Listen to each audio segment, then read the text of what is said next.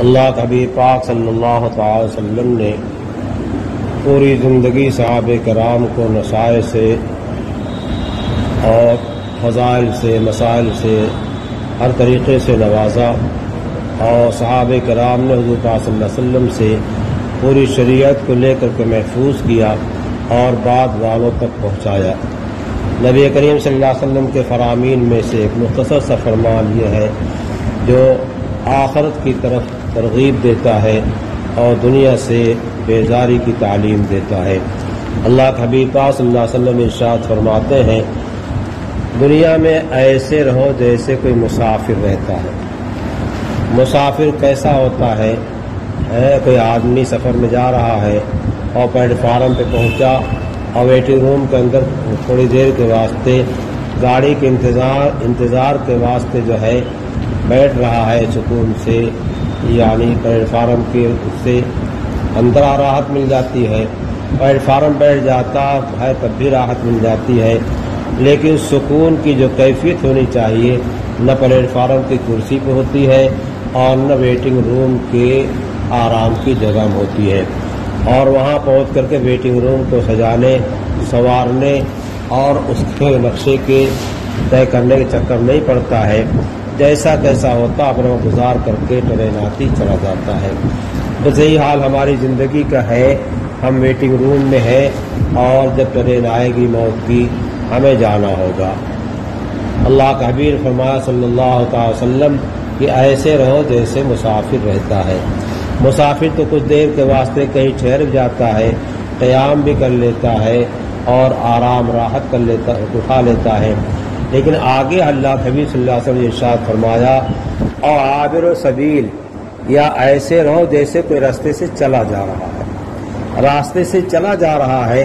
جب کوئی راستے سے چلا جاتا ہوتا ہے تو دائیں بائیں بہت ساری چیزیں نظر آتی ہیں، محلات نظر آتے ہیں، کوٹیاں نظر آتی ہیں، قسم قسم کی انواع کی چیزیں نظر آتی ہیں، پھل فروٹ نظر آتے ہیں، اور اسی میں حسین جمیل خواتین نظر آتی ہیں، لیکن یہ بندہ جو ہے ایک طرف اپنا دھن اس کی جو ہے اسی کے سبقے اس میں ہے، فکر میں ہے،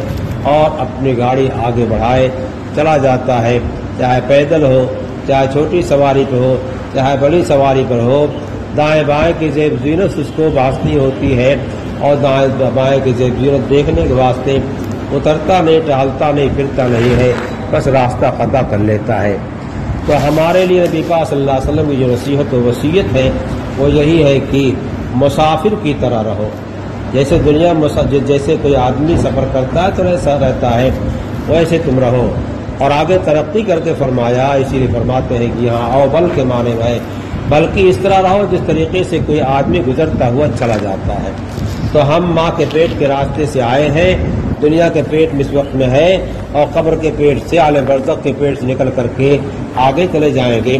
اور آگے جا کے چھٹی نہیں مل جائے گی۔ دنیا میں جیسے اعمال کیے ہوں گے اسی لحاظ سے حساب کتاب دینا ہوگا، اسی لحاظ سے قبر میں منظر سامنے آئے گا، محشر میں سامنے آئے گا، اور آگے جتنی مناظر سب کا حال وہی ہے۔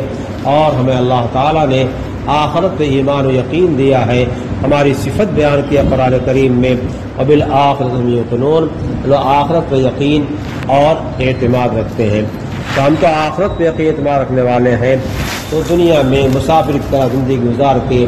آگے چلا جانا چاہیے، اور دنیا سے دل نہیں لگانا چاہیے۔ دنیا کی جن چیزوں سے جو تعلق ہے وہ تعلق اللہ کے واسطے ہونا چاہیے۔ اگر ہم بیوی بچوں کا رکھتے ہیں وہ تعلق اللہ کے واسطے ہے، اور اگر سامان سے، تجارت سے، کھیتی سے، ملازمت تعلق رکھتے ہیں تو اللہ کے واسطے ہونا چاہیے۔ ہم ملازمت کریں گے، تجارت کریں گے، کھیتی کریں گے، ان کاموں میں کریں گے تو اللہ تعالیٰ نے ہمارے ذمے دنیا میں جو فرائض رکھے ہیں، جو احکام ہم کو دیے ہیں، ان حکموں کی تعمیل ہوگی، تو ہم کھیتی کرنے میں بھی اللہ کے راستے میں چلنے والے ہوں گے، اور ملازمت بھی اللہ کے راستے میں چلنے والے ہوں گے۔ بازار جائیں گے تو ثواب ملے گا، کھیت میں جائیں گے تو ثواب ملے گا، دکان بیٹھیں گے تو ثواب ملے گا، کسی سے بات کریں کہ شریعت کا لحاظ پاس لحاظ کرتے تو ثواب ملے گا۔ ہم جس حال میں رہیں اور جس جگہ رہیں ان تمام حالات ہمیں یہ سوچنا چاہیے کہ ہم آخرت کے مسافر ہیں اور اللہ کے بندے ہیں، ہمارا مالک ہم کو دیکھ رہا ہے، مالک دیکھ رہا ہے تو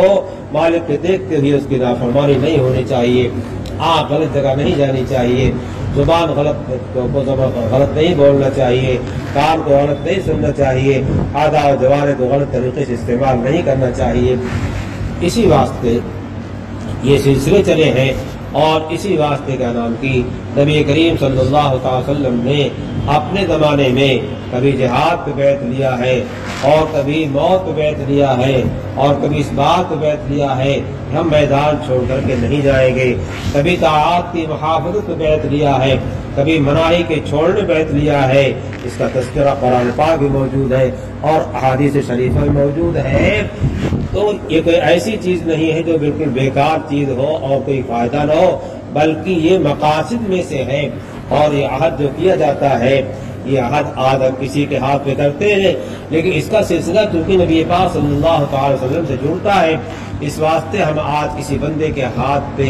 اگر کوئی عہد کرتے ہیں، اس کے سامنے کوئی عہد کرتے ہیں، توبہ کرتے ہیں، تو یہ سلسلہ پہنچتا ہے نبی کریم صلی اللہ تعالی وسلم تک۔ تو گویا ہم نے جو عہد کیا ہے، ہم نے جو توبہ کیا ہے، اور بالواسطہ نبی کریم صلی اللہ علیہ وسلم کے سامنے بیٹھ کر کے جو عہد کیا ہے، اگر کوئی حضور صلی اللہ علیہ وسلم کے سامنے عہد کرے گا اور آپ کے سامنے جو توبہ استغفار کرے گا، اس کا کتنا پاس لحاظ کرے گا، تو آپ کی تعلیم کے مطابق جو ہے آج تک ہم لوگ چلے آ رہے ہیں، ہم بھی آپ بھی سب بھی، تاکہ آپ کی تعلیم مطابق گزر جائے گی تو ہمارا کام بن جائے گا اور ہم بامقصد ہو جائیں گے اور فائز المرام ہو جائیں گے۔ تو اس کو جو لوگ بیکار سمجھتے ہیں، انہیں دین کی معلومات نہیں ہے اور قرآن اور حدیث کی صحیح تحقیقات نہیں ہے، اس واسطے سے لوگوں قرار دیتے ہیں۔ اصل چیز جو ہے دل کی اصلاح ہے، قلب کی اصلاح ہے۔ قلب کے اندر اللہ تعالیٰ آ گیا تو اسی سے یہیں سے تو ایمان شروع ہوتا ہے۔ اللہ کا تعلق قلب کے اندر آتا تو یہیں سے ایمان کی بنیاد پڑتی ہے۔ ایمان کی بنیاد جو ہے وہ قلب کی تصدیق پر ہے، قلب کے اذعان اور ایقان پر ہے، اور زبان سے اس کا اظہار ہے۔ تو دو چیزوں کا نام ایمان جو رکھا گیا ہے، اصل وہ حقیقت دل کے اندر آتی ہے، پھر زبان کو اقرار کرتا تو قوم جانتی صاحب ہاں اس کے دل کی کیفیت ہے جو بیان کر رہا ہے، دل کی بات کو زبان سے کیا ہے بیان کر رہا ہے اور ظاہر کر رہا ہے۔ اگر دل کا دل یقین اور اعتماد نہیں اللہ تعالیٰ کی ذات والا صفات پر ہے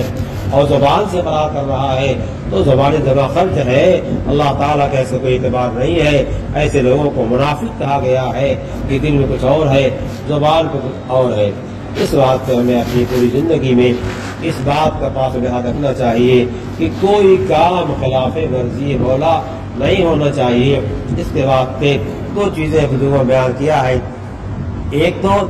اللہ تعالیٰ کی ذات والا صفات کا استحضار، اللہ ہمیں دیکھ رہا ہے، ہم اللہ کی نگرانی میں ہر وقت میں ہے، کیمرہ لگا ہوتا ہر ایک ڈرتا رہتا ہے، اللہ کو کیمرے کی ضرورت نہیں ہے، اللہ تعالیٰ ہر چیز کو جانتا ہے، علیم بذات الصدور، وہ دل کی باتوں کو بھیدوں کو رازوں کو جانتا ہے۔ تو اللہ ہمیں دیکھ رہا ہے، ہمارے دل کی حرکت کو دیکھ رہا ہے، اس کے تصورات خیالات کو اور تصدیقات کو دیکھ رہا ہے۔ تو ہمیں ہر وقت میں ہوشیار اور چوکنا رہنا چاہیے کہ مالک ہمارا دیکھ رہا ہے، مالک کی مرضی کے مطابق ہم چلیں اور زندگی گزاریں۔ یہ ایک چیز بھی استحضار، اور جب استحضار ہوگا اس کے بعد دوسرا نمبر آتا ہے ہمت کرنے کا۔ دنیا کا ماحول مانے ہوتا ہے، گھر والے مانے ہوتے ہیں، دوست احباب مانے ہوتے ہیں، نماز کے وقت ہو گیا ہے لیکن دوستوں کے ساتھ بیٹھا ہوا ہے، دوست نماز پڑھنے والے نہیں ہیں، اگر ہمت کر لے گا، اللہ کی ذات کا استحضار ہے، اللہ ہمیں دیکھ رہا ہے کہ ہم نماز چھوڑ رہے ہیں، فرشتے نوٹ کر رہے ہیں، تو ساتھیوں کو چھوڑ کر کے چلا آئے گا، یہ ہمت ہے، اسی کا نام ہمت ہے۔ تو چیزیں جو ہے اس طرح ہمیں بہت معین ہے، جو کہ حضرت نے فرمایا ہے استحضار ہمت کا سراسر نسخہ اکثیر ہے اصلاح امت کا، اس کا خیال فرمائے۔ اللہ تعالی ہمیں اور آپ کو توفیق عطا فرمائے۔